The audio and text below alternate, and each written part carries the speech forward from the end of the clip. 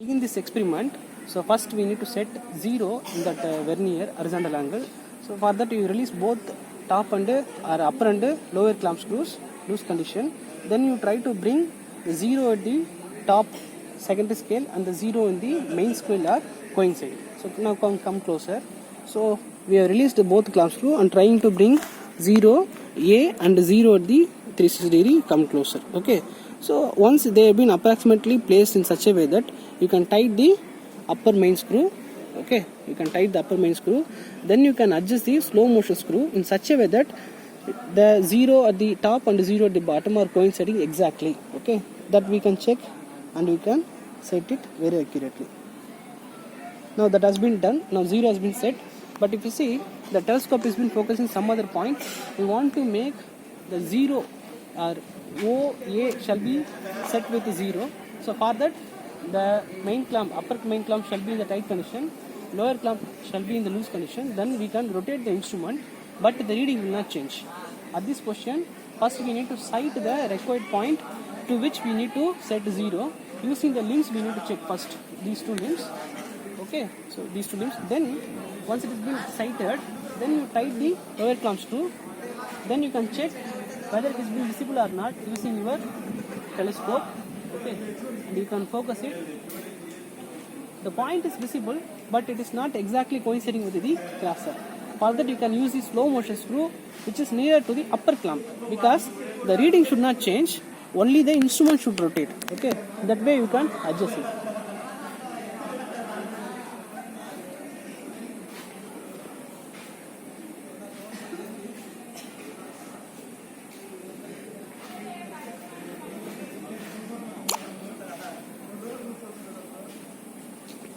Now the point has been exactly bisected. Okay, so now we can start at this position. Now 0 has been set to the required point, required line OA. After this, now we can release the upper clamp screw. Okay, so if you have been releasing the upper clamp screw, what can happen? Instrument can rotate. Along with that, reading also will change, because the lower clamp is in tight condition. 0 to 360 degree plate has been in the fixed position. The upper clamp has been released, so the indicator will move, and we have been sighting the second point B. Okay. Using the two limbs, we have been first sighting, and then we have been checking using the telescope whether that is being visible. Once it is being approximately sighted, tight the upper clamp screw, then use the slow motion screw. Okay, slow motion screw to exactly coincide with the crosser. Now, so we have sighted the point, required point B. Okay. Now the angle might be changed. Come closer. We can find the angle. Okay, you can focus it to the angle.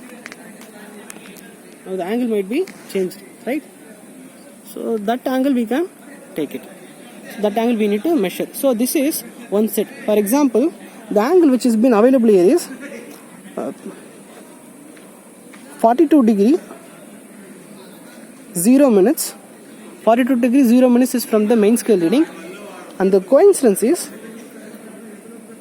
we need to check the coincidence slowly, and the coincidence is happening at 9 minutes 40 seconds. Okay, so we can note down this value. What we need to do means, this is first observation. Now as the method is a repetition method, now we need to release the lower clamp screw, ensure that upper clamp screw is in tight position so that the reading will not change. Release the lower clamp screw. Now rotate the instrument in particular clockwise direction, means clockwise direction. This is called swing right, and the instrument is in face left condition, because the vertical circle is left side to us. This is face left observation. Instrument is in swing right. Now we have released the lower clamp screw alone. Upper clamp screw is still in tight condition, so the reading might have not changed, but we brought that reading to the OA line. Now we need to again focus the line OA with the value which we have been taken already. For example, that value is 41 degree 0 minutes and 9 minutes 40 seconds. So at that position, we need to bring that to OA line. We need to focus the range rod again. Now the instrument will show that actual value which we have been taken. At that particular time, we need to release the upper clamp screw by tightening the lower clamp screw. Now we can sight the OB line again. Once the OB line is being focused, we can tight the upper clamp screw and use the slow motion screw to exactly focus the ranging rod. Now the ranging rod has been sighted exactly. Now if you come and you can check the reading must be 2 times the previous value. That means previously we have got 41 degree and 0 minutes. In the coincidence we have got 9 minutes 40 seconds. Now the reading has been double time. So the value is 82 degree 20 minutes it crashed. So 82 degree 20 minutes it crashed. The coincidence we need to check. Okay, the coincidence we need to check. So the one thing we can ensure logically that previously we have got 41 degree means now it should be at least the exact value shall be 2 times. Okay, the deviations can be in terms of minutes or seconds only. In the degrees we should not get any deviations. So this is second observation. Again we need to note down this value. After this we need to tight the upper clamp, ensure the upper clamp should be in tight condition, reading should not change, release the lower clamp screw, repeat the process, bring that 82 degree to the OA line again. Once the OA has been visible, okay, then stop tight the lower clamp screw. Now that 84 degree has been brought to the OA line. Now we can release the upper clamp screw, observe the OB line. Tight the upper clamp screw, use the slow motion screw to exactly focus it. Now we need to come and observe the reading. The reading is 3 times the first set. That means first set is 41 degree, second set is 82 degree. Now the third set must be plus 41 degree. That means 3 times the theta, initial theta.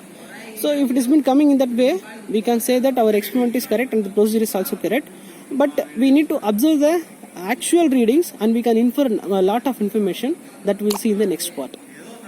This is pass it. Now if you see, this is called set 1.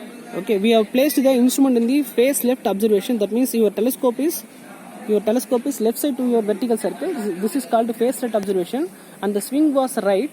Now again we need to do the same experiment in the face right observation in the swing left also, so that set 1 and set 2 values we will get. We can do the average of that one. We finally will get the more accurate answer. Pass it.